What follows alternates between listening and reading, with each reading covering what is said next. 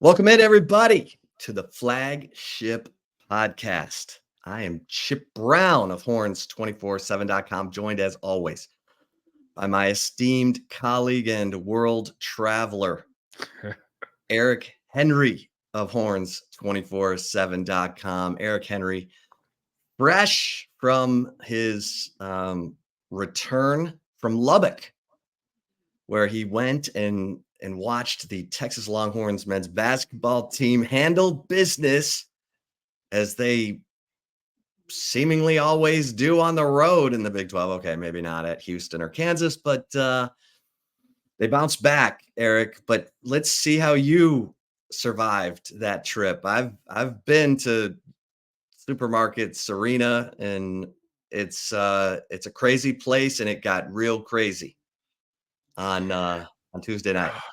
Oh man, Chip, you said I'm fresh from. I guess technically that'd be true. I am fresh from the trip, but I don't know how fresh I am because that is a first off, for the folks out there who have made that trip, that drive, that is a trek. I mean, 6 hours in the car. I think about hour four and a half, hour five, you really start getting a little antsy. If you're like me, I just like to go straight through. I gas up once. I get a bite to eat at the start of the trip, and I just go all the way through. So yeah, you start getting a little antsy. But Did you go through I Goldthwaite and yes sir, Brownwood and yes sir. That was the route we took. Snyder and Sweetwater? I wish I could tell you the the roads, but I'm still a Texas newbie in that regard. But the towns, oh yeah, I know those by heart now, sir. I'm not a stranger to Lubbock. I'd been to Lubbock. I covered a game out there when I was covering Conference USA in 2021. So I knew that it's kind of an environment, but no, Chip, nothing can compare to Texas Tech, Texas. That is the key. From the moment we walked in, or I should say, I walked in, it was myself, and shout out to esteemed colleague Thomas Jones, Austin American Statesman, does a great job covering hoops as well. But for the moment I walked into United Supermarkets Arena, Chip, that place was as loud. It seats about 15,000, and I was super impressed with the atmosphere at Houston, at Fertitta Center. But that's only about half the size of United Supermarkets Arena, and where the press seating is. You're on the second level there in section 205, and the sound, Chip, 60 minutes before tip-off, the place is probably about half full. The booze cascading down upon the Longhorns was tremendous. I even noted that. And listen, we can get into it a little bit. I'm sure we will. I was fired up for what I thought would be a really unique college basketball environment. Obviously, it went from being really unique to being rather aggressive and vulgar at times. And Alex said, we'll get into that, but that was a experience. You could tell, like I said, I'd been to Lubbock before. I'd been to Texas Tech before. I know they're a passionate fan base, rowdy fan base, but something about the burnt orange or white brings out something in them that's just different than any other fan base, sir. Well, you think about the recent history from Chris Beard leaving Tech to go to Texas, and then Beard getting fired at Texas, but there's still just this, unbelievable bloodthirsty mentality from Tech fans whenever Texas comes to town. They want to beat you, and they want to get in your face about it. And it's, then what was Flavor Flav doing there, for God's sake? When I went out there for Beard's return, they had oh God, Ric Flair. I mean, Okay. so they really do what they can to make it an event. And then, a minute into the game, Darian Williams' elbow finds Max Asmus's forehead, opens a cut, needs some stitches. He's out of the game for 3 minutes, in the Tech student sections calling him a pussy willow.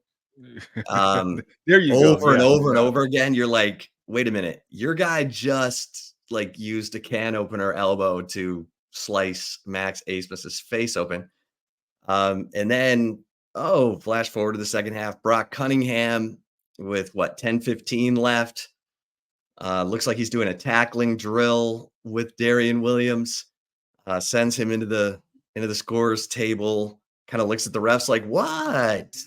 And then is raising his arms to get the students to crank up the volume. You knew he was gone at that point. He gets ejected, throws his horns high in the air. I mean, Eric, what was the scene like at that point? Listen, so let's go back to the Max incident, right? Where Max took the charge. Is even as far up as we were sitting, it was clear that Max Asmus had gotten just shellacked in the face with an elbow, right? And then we saw the replay and realized how significant it was. And I think that was the first one when I realized this was a different atmosphere, because I'm thinking, Chip, we've been in visiting environments, right, where an opposing player gets hit, right, and that first reaction from the fan base, the home fan base, is like, "Oh, come on, get up." They see the replay, and then they're like, "Okay," they back off, right? We've seen it a million times. So I guess my instinct was like, "All right, they've seen the replay, they'll calm down." No, that was when the Pussy Willow chants began. Loudly, it got louder and louder. So that happened. But to what you talked about, and we had a chance to talk with Brock Cunningham post game. And listen, Brock is, for Longhorn fans, that guy's everything you gotta love about the burnt orange and white, right? An Austin kid through and through, someone who bleeds burnt orange. You talk to him, and I don't want to sit here and say Brock was proud of himself. I don't want to mischaracterize him. However, I think, was it the school, Chip, or someone released video of Brock going out post game, to the over where the buses were parked, and again, I don't know if you saw that video, Chip. Maybe I'm breaking it to you for the first time, but there was video of Brock Cunningham for listeners and watchers who haven't seen it, going towards the buses. That obviously some Tech fans are wanting to say goodbye to the Longhorns. And he's looking up and he's doing this, right, and letting everyone know, hey, it's Brock Cunningham. And the security has to be like, all right, Brock, let's get out of Lubbock alive here. Bring him back to the bus. So again, it's not quite a mischaracterization to say that Brock was proud of himself, but he kind of intimated that it was a bang bang play, which again, you can use your own judgments whether it was bang bang.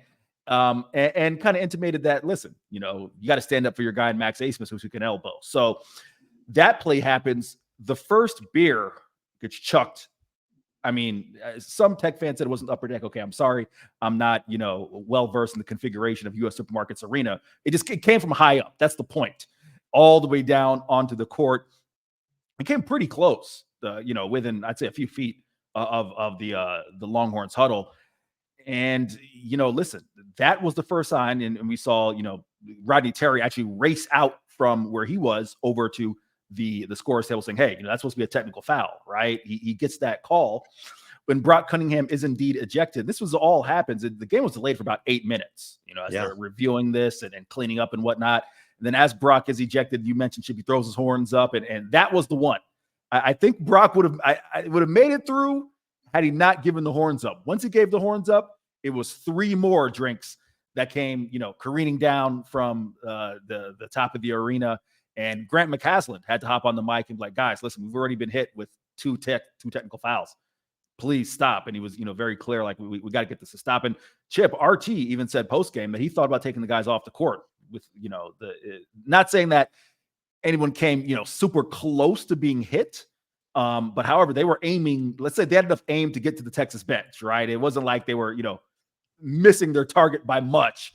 So yeah, it was a wild atmosphere. And Chip, that's why it's tough, because on one hand, the things were unacceptable, like the throwing of objects and the Pussy Willow chants. But the other part of me wants to give that crowd credit, because even down 20-something points, they were loud and they just wanted a reason to erupt. But all in all, Chip, we got to give Rodney Terry credit.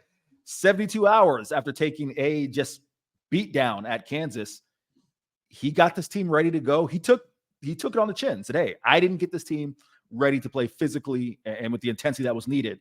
And he told us post-game that we won that game on Sunday. When we got back to Austin and we prepared the way that we prepared, we knew that we were going to win that game. So give them credit, because, I think you and I may not have been sure that they had this kind of response in them following the Kansas loss.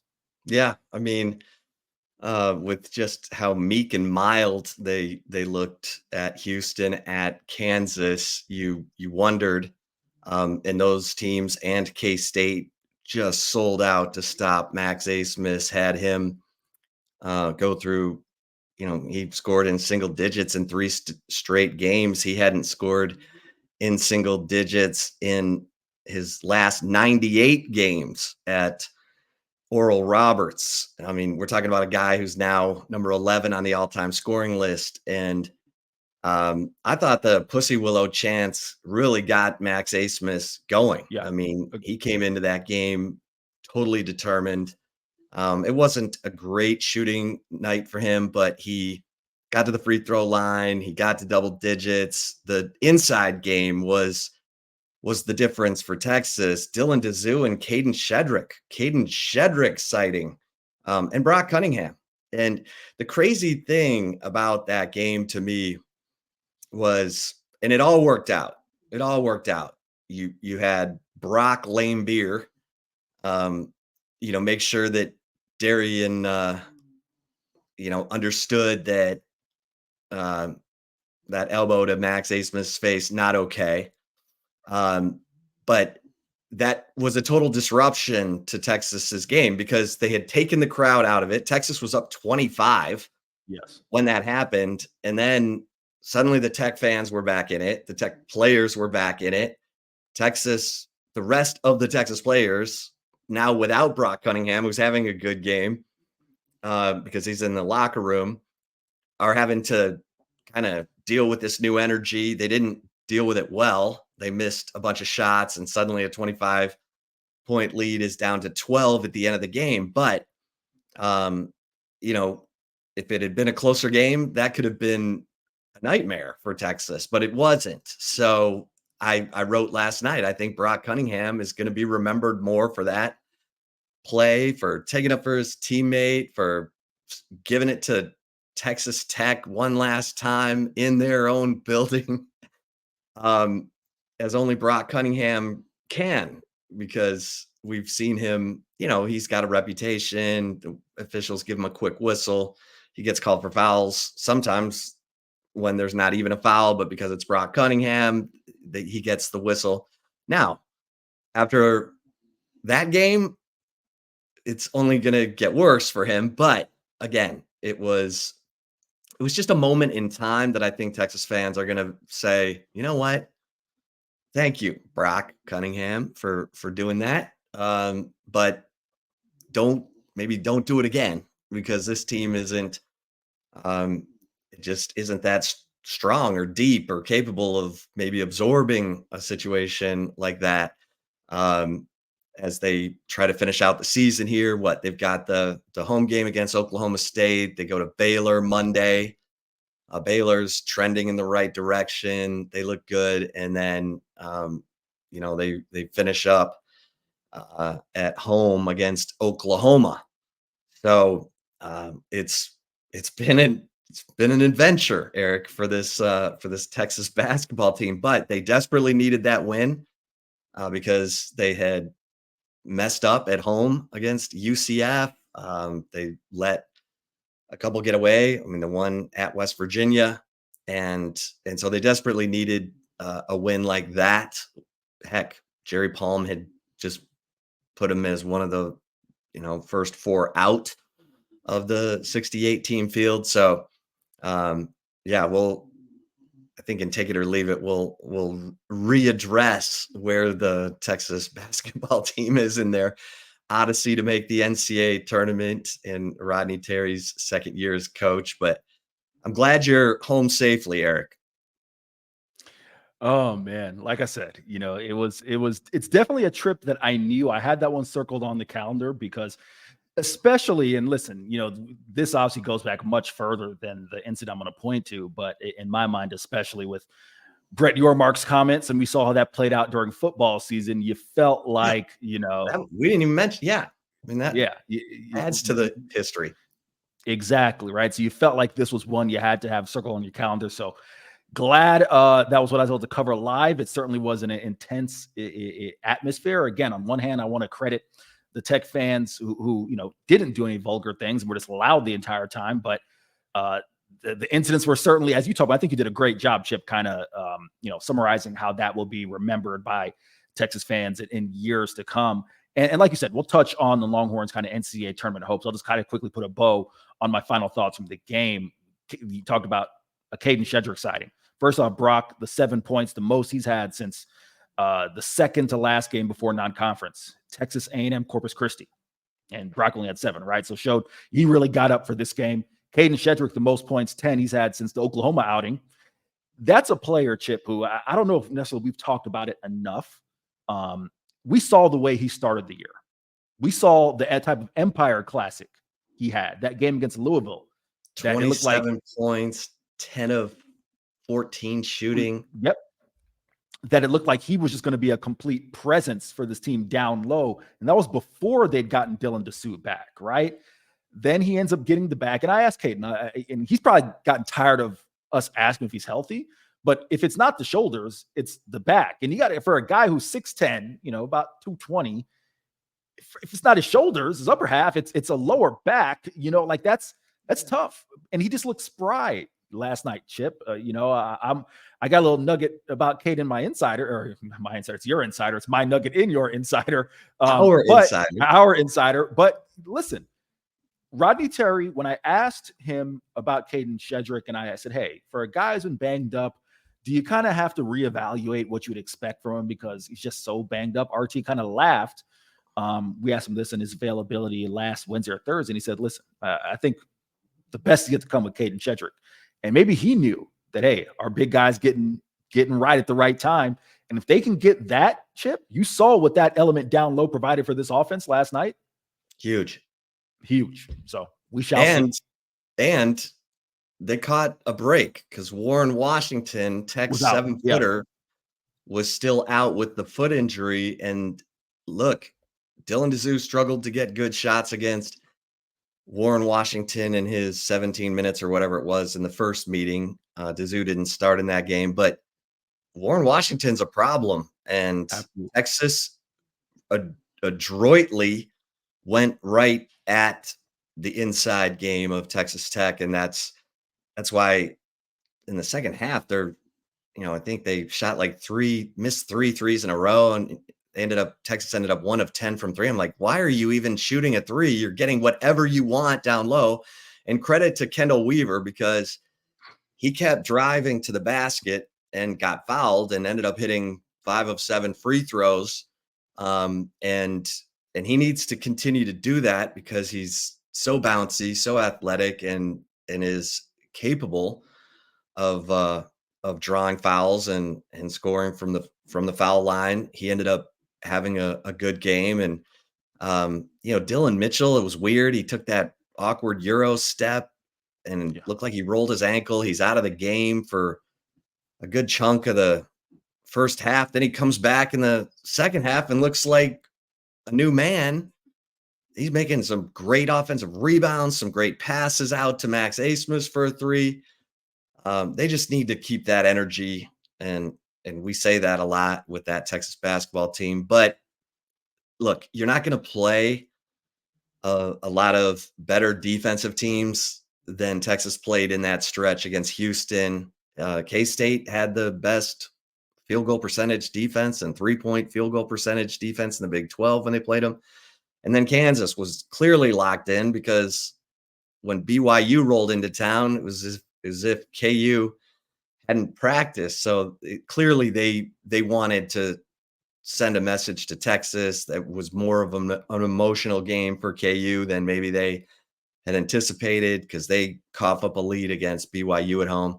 So it was a good win. I mean, it was a good win. And now, and like we said, fortunately, the Brock Cunningham situation didn't develop into a melee. There were no punches thrown. Fans threw some stuff on the court. They got punished for that, but that could have been a disaster, but it wasn't. And Texas fans, I think, felt really satisfied with that win, with Brock, making sure that his guy, Max Asmus, didn't need 6 stitches in vain. But Eric, we do have some football to Yeah. get to. Football season never ends here on the Flagship podcast, of course. You've been writing position inventory stories heading into spring football, which begins March 19th. You've written about quarterbacks, the running backs, the receivers. And of course, we've got the NFL Combine going on, and the first position groups to go in front of the media, the defensive linemen and linebackers. We heard from Byron Murphy and Jalen Ford so far from the Combine. Okay, so we've got a lot to get into. I'll let you pick where you want to start here. I'm going to start with the receiver edition of my position inventory series, which, again, if you haven't had a chance to check it out, giving you guys a little something, showing you guys a little appreciation, a little love for you guys loving us. That is a free read out there, horns247.com. Check it out. Here is the big thing. I'll kind of touch on some of the high level notes and then kind of get into what I think should be the big storyline for this position group heading into spring and then into fall. So let's start. We know this is a receiver room that's been bolstered. I'm going to try to get over my mental block. Watch me, Chip. I'm going to say it. There were 3 receivers added to this roster: Matthew Golden, Silas Bolden, and Isaiah Bond. There we go.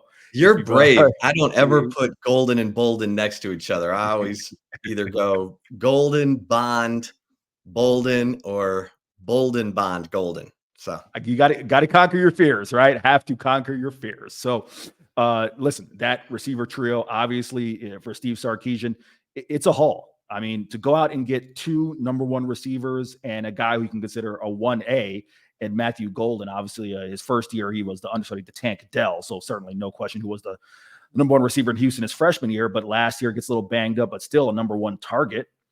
To get that type of talent here to help bolster that room, a room that had only 8 receptions. It was Jonte Cook's 8 receptions returning from last year with the departures of Xavier Worthy and Adonai Mitchell and Jordan Whittington. Of course, Casey Kane, Isaiah Nair hitting the transfer portal. So, we're just going to run it down, right? So for the short-term outlook, it's huge. You get those 3 guys. This year is solidified. What does that do for the long-term outlook of this room, Chip? I think it's very similar to Quinn Ewer's return at quarterback, right? It extends all of the young guys, the underclassmen, by 1 year in terms of you have that position set. Ryan Wingo, Parker Livingston and Aaron Butler and Ryan Niblett, Jonte Cook, DeAndre Moore. I just named 6 guys right there who are underclassmen. We can get into whether or not 1 or 2 of those guys may transfer out, but that's further down the road. At least right now, you have 6 guys at that position who are stocked, so you're not needing to go to the portal again, possibly down the road in the future, right? That takes care of that portion of it. Also, long term, and Freddie DuBose. Thank you. I forgot him as well. It also allows for some of those younger guys to develop, right? Ryan Niblett, DeAndre Moore, Steve Sarkisian was adamant throughout the season that those guys didn't see time last year, not because of any real, impediment of their own, just the fact that there was so much depth at that receiver spot. And those veterans were guys that he had seen, tried and true, depended upon to be in the right spot, the right time, in what was a very pivotal year, right? So you have to think the spring is huge for those guys to develop. You have Jonte Cook, someone who broke out of that pack, that trio of true freshmen, to earn playing time on the field. Now, here's the big picture in terms of, and we could probably push this back to short-term outlook this year, right? If you remember entering last year, because you were getting Isaiah Nair back, you add A.D. Mitchell, you had Xavier Worthy returning, you had the veteran in Jordan Whittington, right? Even had a Casey Kane, who certainly had played a lot of time at Texas prior to last year. One of the conversation points was, do you see more 4 receiver sets from Steve Sarkisian, right? And even and I want to shout out, our boards have speculated about that as well. Do we see more 10 personnel, which allows for more 4 receiver sets? Well, you have to check Steve Sarkisian's history. Even at Alabama, while he's had multiple receivers, break out and have 1,000-yard seasons together. Primarily in his recent history, he's been a guy who you're going to see a lot of 2 tight end personnel, and that carried over from Alabama to his first year at Texas, and then carried over into the second year, which was JT Sanders primarily as the receiving tight end, and of course Gunnar Helm was the blocker. Now, with Gunnar Helm's kind of expanded athleticism, that saw him kind of lock down his spot, not only as just a blocker, but someone who could do things in the pass game, right, Chip? Well, why do I mention that? It's the numbers game. You only put 11 on the field, right? So if 11 players on offense. So if you're going too tight, that means you're going to be in a 3-receiver set primarily. Where does that leave the receiver room? Is it Golden, Bolden, and Bond? And those are your 3? Jonte Cook, someone who, again, it just seems ready on the verge of a breakout year. Steve Sarkisian said after the Oklahoma game, he was kicking himself for not getting him on the field more. Does he cause one of those 3, transfer guys to not be in the rotation? Should it be more 2 tight end, 11 personnel look, right? 12 personnel look, right? So that's the question you have to ask yourself there. So that to me is a really intriguing storyline. And I'm going to round it out with this, Chip, because I think this is the question I am looking forward to asking Steve Sarkisian. How many times last year did he say, what I like about this team is that we're versatile. We can win in many ways. When I asked him when he started to identify that, he said it was really during the spring, that they didn't have to be a team that had to go throw it 40 times or had to run it 40 times, that they could find a bevy of ways to win. Well, I want to see, what is that identification process like now?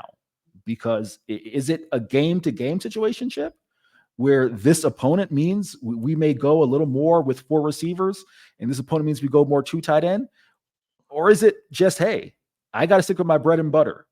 You got 3 guys who are going to crack this lineup, and Amari Neblack and Gunnar Helm are going to be my tight ends, and we'll let the competition be as it may. Because we can't even forget, Neblack is someone from a receiving perspective, Chip, maybe almost even more dynamic than JT, and he's going to need snaps as well. So I know I said a lot there, but all storylines I think you have to start watching from spring, because I think spring is where Sark kind of identifies these things, and then in fall, maybe that kind of solidifies the thinking he had in the spring.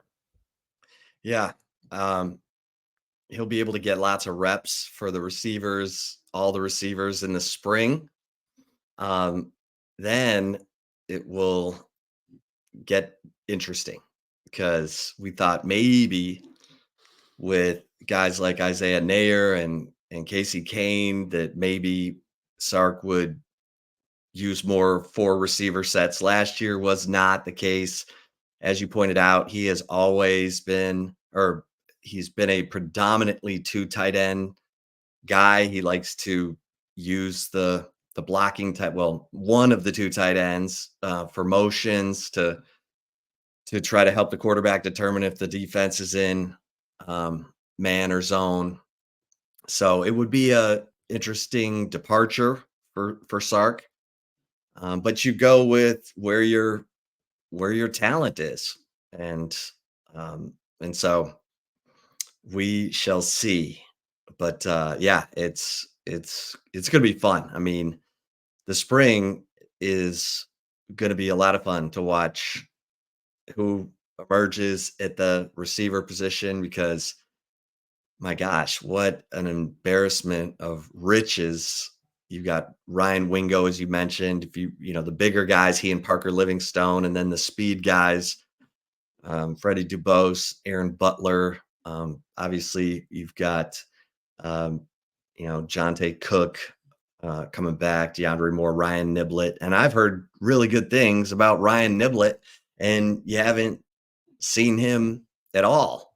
So this, if Sarkisian can pull this off and keep that entire room happy going into the fall, and look, he can say, look, I had Henry Ruggs and Jerry Jeudy and Jalen Waddle waiting in the wings, Pro Bowler Jalen Waddle, and John Mechie. And so, Sark's got this unbelievable history where at the quarterback position, in one quarterback room, he had Carson Palmer, Matt Leinart, and Matt Castle. Matt Castle never started a game at quarterback at USC, got drafted, played 14 years in the NFL. So Sark's got a lot of credibility built up with not only recruits, but also the NFL. The NFL loves Steve Sarkisian offensive players. And so yeah, it's gonna be a lot of fun. And the running back room, they didn't have to go bring anyone in because they liked what they saw from Jaden Blue and CJ Baxter. And obviously, we talked about the quarterback room previously with Quinn Ewers, Arch Manning, and Trey Owens. And so Quinn Ewers has been the focal point leader in winter conditioning, and he wants that. He wants this team to continue to ascend. It's not like, okay, we won a conference championship. Now we can relax now. So, I mean, Texas is going to go into the season probably as a top 5 team and a team that is seen as a threat to challenge for the SEC in year one, which is amazing compared to where we were in Steve Sarkisian's first year on the job. All right, we'll touch on a little football in take it or leave it. And we'll have more on the combine in next week's flagship podcast because we'll be able to recap it all. But a couple of interesting notes, and you wrote about this today, Eric. Jalen Ford giving some sugar to Mo Blackwell. Byron Murphy gave some sugar to Anthony Hill in terms of players on the rise when they were in their combine interviews. We wrote about Mo Blackwell in the Insider last week as a guy who is standing out and a guy who's trying to put on some weight to be an inside linebacker as well as an outside linebacker. But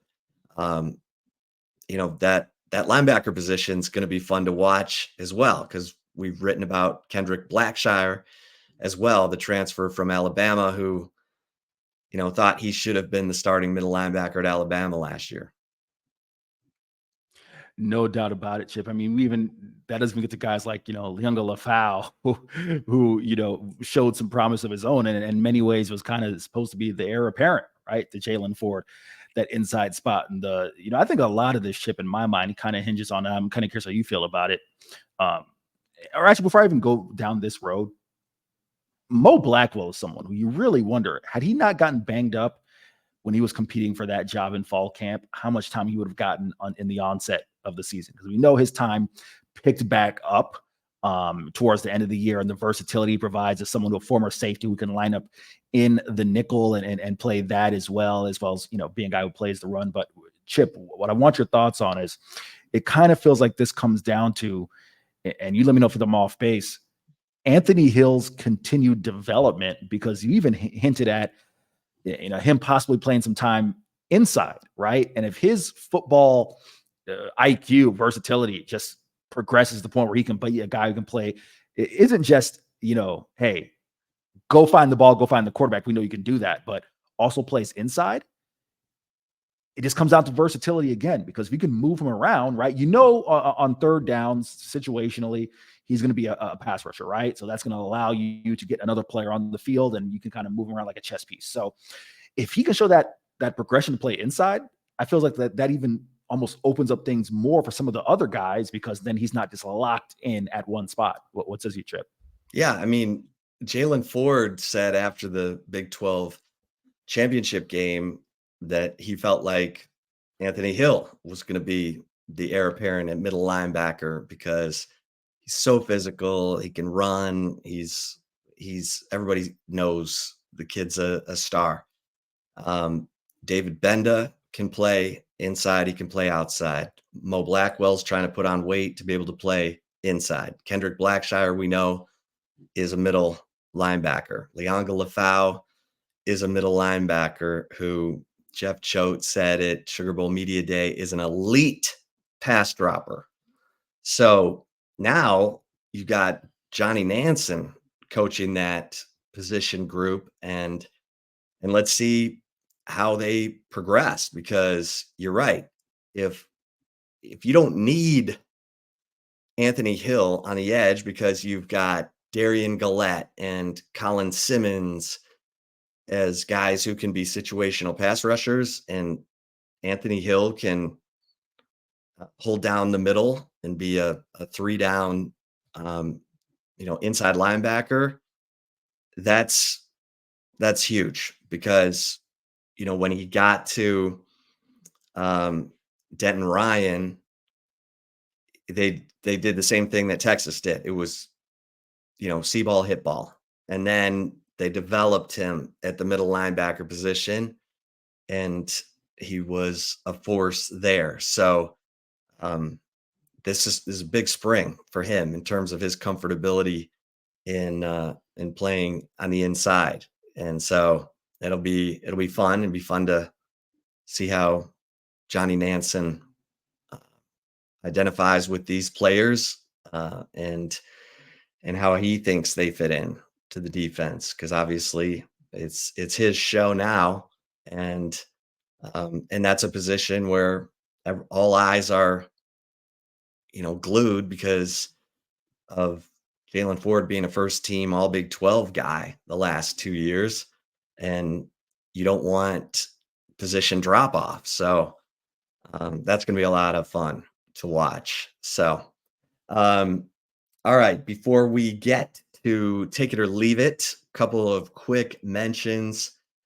Texas women's basketball, full disclosure, we're recording on Wednesday, February 28th, and the Texas women's basketball team is playing tonight against Oklahoma in a game in Norman with Big 12 regular season title implications. Texas lost to the Sooners in Austin on January 24th in a game that produced an epic rant from Vic Schaefer, who said, "I don't care if I'm coaching in Timbuktu, you're not going to play for me that way."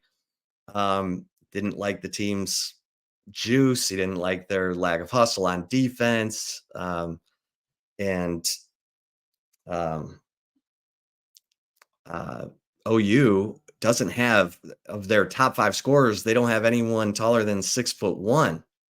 And,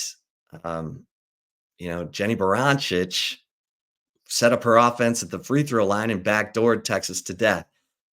And we saw a little bit of a matchup zone from Vic Schaefer after that. So I am intrigued to see how how the Texas women respond. OU was in this exact same spot a year ago. Chance to clinch at least to share the Big 12 regular season title in Norman against Texas, and Texas beat them 67-45. So, Coach Baranchich was like, "We weren't ready. We blah blah.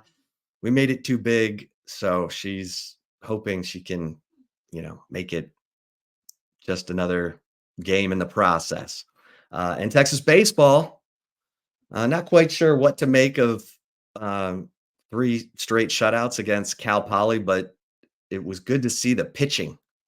LeBaron Johnson, Charlie Hurley, Cody Howard all went significant innings in their shutout victories. Looked good. And then in a win over St. John's, we saw an inning of relief, closer type situation. It was a 17-4 win from Tanner Witt, who wasn't, he's got some bone spurs or something. Something's bothering him in terms of maybe extended innings, but he was able to pitch one strong inning there at the end of that St. John's win. Now we get down to business. Texas taking on LSU, Texas State, and Vanderbilt this weekend at Minute Maid in Houston. So we'll have much more on that next week. All right, Eric, you ready for some take it or leave it? I am ready, sir. All right. Well, then don't go anywhere, kids, because your favorite part of the show is coming up next, right here on the Flagship Podcast. All right. And if you're watching us on the Horns 24/7 YouTube channel, we will roll on with some take it or leave it, Eric. All right. Take it or leave it, number one. Your way too early prediction is Houston transfer. Matt Golden will lead the team in receiving yards and receiving touchdowns in 2024. Chip Brown, take it or leave it. You know what? I'm going to leave this because I get the feeling that Matthew Golden will lead in one of these categories. He could be the A.D. Mitchell. He could lead in the receiving touchdowns category while Isaiah Bond leads in receiving yards in my way too early thought process on this matter. Isaiah Bond or Jonte Cook, depending on who, totally blows everyone away in the in spring football and into fall camp. But I'm going to leave this, Eric, because I think Matthew Golden could lead in the touchdown catches, but I'm not sure he leads in the receiving yards. What say you? I am going to go all in on this one, Chip. I'm leaving it, but I believe you and I have similar thought. I think Matthew Golden will lead the team in receiving touchdowns. I think Isaiah Bond will lead in receiving yards, and whoever else, whether it's Silas, of course, right? Silas Bolden. Silas B. Let's go, Silas, right? Silas Bolden or Jonte Cook, right? Whichever one of those players gets those essentially other receiver snaps, I think they'll lead in receptions. So I think it's going to be 3 different players across the board. But for this one, I am leaving it, Chip. Okay. All right. Take it or leave it, number 2. Eric, the thought of relying on true freshman punter Michael Kern from your great state of Florida.